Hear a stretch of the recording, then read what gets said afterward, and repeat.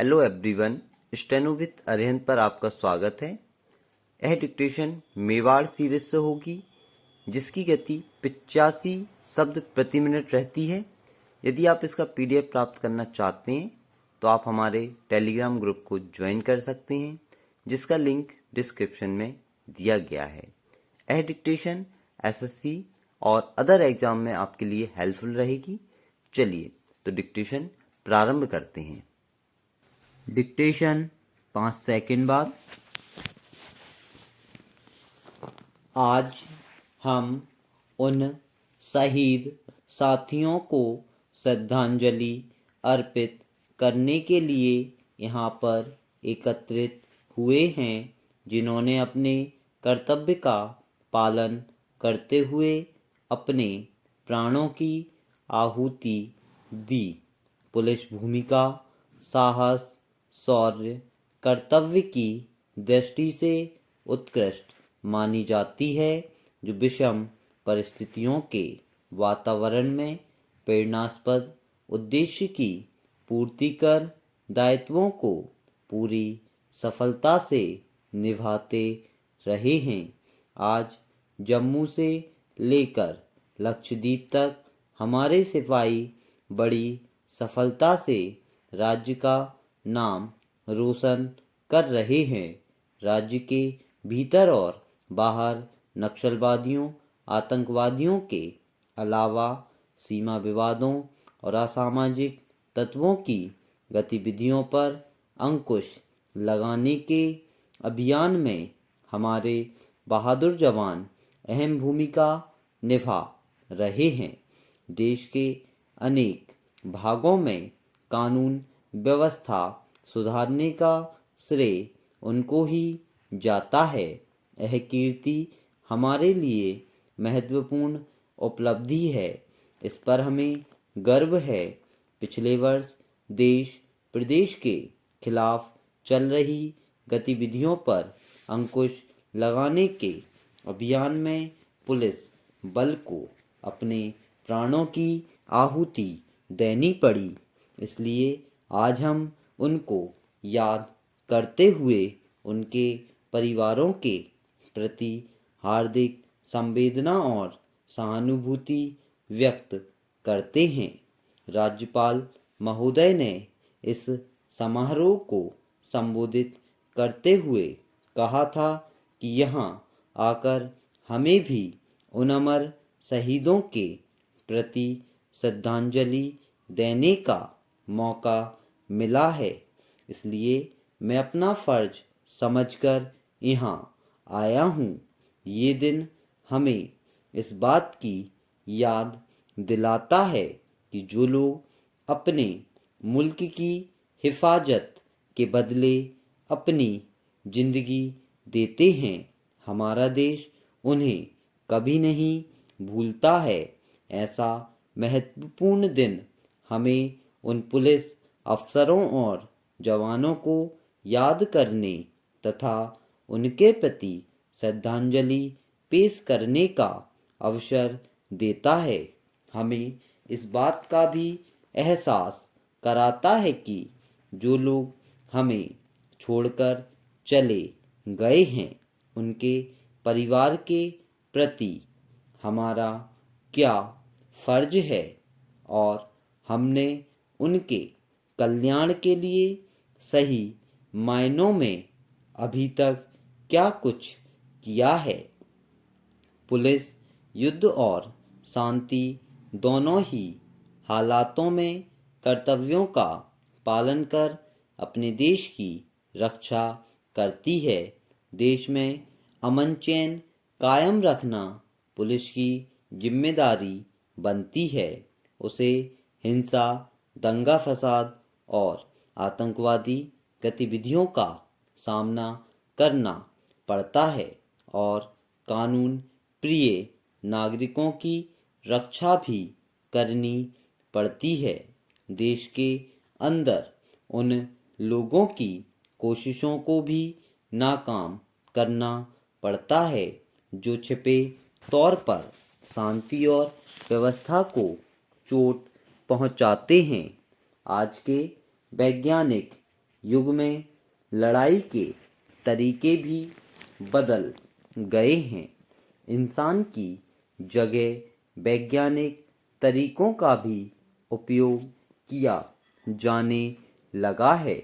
मैं यह बात फक्र के साथ कह सकता हूँ कि हमारे देश की पुलिस ने इस फर्ज को बड़े मुकम्मल तरीके से निभाया है। यकीनन यह लड़ाई आसान नहीं है। इसे लड़ने और जीतने के लिए जान की बाजी लगानी पड़ती है। पुलिस न केवल प्रदेश में बल्कि बाहर भी बड़ी बहादुरी और निष्ठा से अपना फर्ज निभाती रही है। आज के दिन हम हर साल की भांति इकट्ठे होकर इन अमर शहीदों को याद करते हैं और उन्हें अपनी श्रद्धांजलि अर्पित करते हैं। मैं भी प्रदेश की जनता की ओर से अपनी श्रद्धांजलि पेश करता हूँ। अध्यक्ष महोदय, आज हमारे यहाँ पर 90 करोड़ लोग हैं। इतने मतदाता हैं, उतने मतदाता किसी और प्रजातांत्रिक प्रणाली में नहीं हो सकते।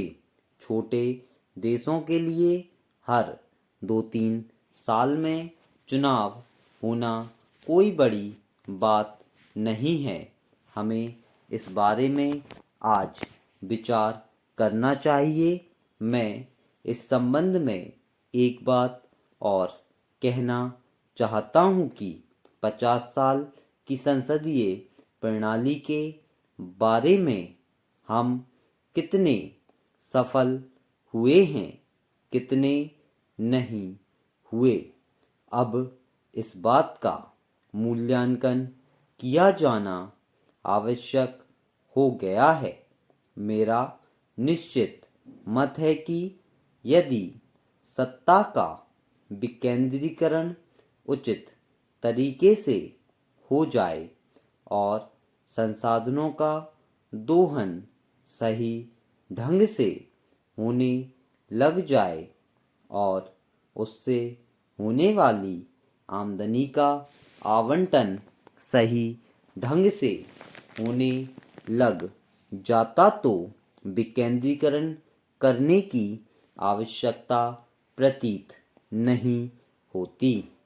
हमारे प्रदेश में हम लोगों ने इस बात की कोशिश की है कि लोगों के हितों का न केवल संरक्षण किया जाए बल्कि इसके नैसर्गिक साधनों का दोहन करने के साथ ही उसकी आय में वृद्धि हो।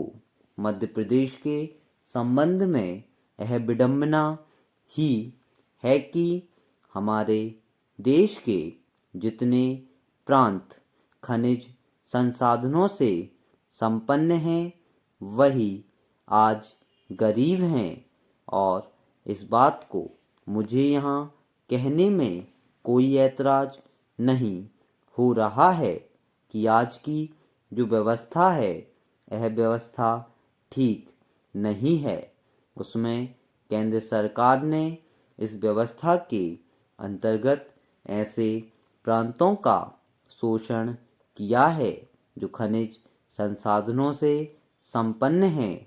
हमारा प्रदेश भी इससे अछूता नहीं रहा है, क्योंकि कच्चे माल के रूप में हमारे यहाँ कोयला मौजूद है। हमारे यहाँ लोहा बहुत मात्रा में है। हमारे यहाँ बॉक्साइट काफ़ी मात्रा में है।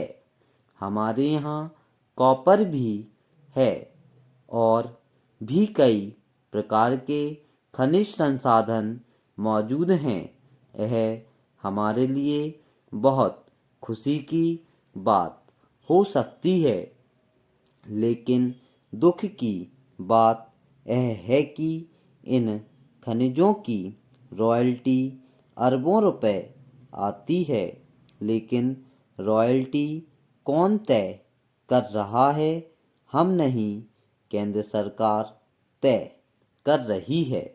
वह 3 साल के लिए तय करती है, लेकिन हम देखते हैं कि रॉयल्टी औसतन 6 वर्ष तक तय नहीं हो पाती है। स्टॉप। यदि आपको वीडियो पसंद आती है तो वीडियो लाइक करें, चैनल को सब्सक्राइब करें और ज़्यादा से ज़्यादा लोगों में शेयर करें एंड फीडबैक ज़रूर दें। Thank you.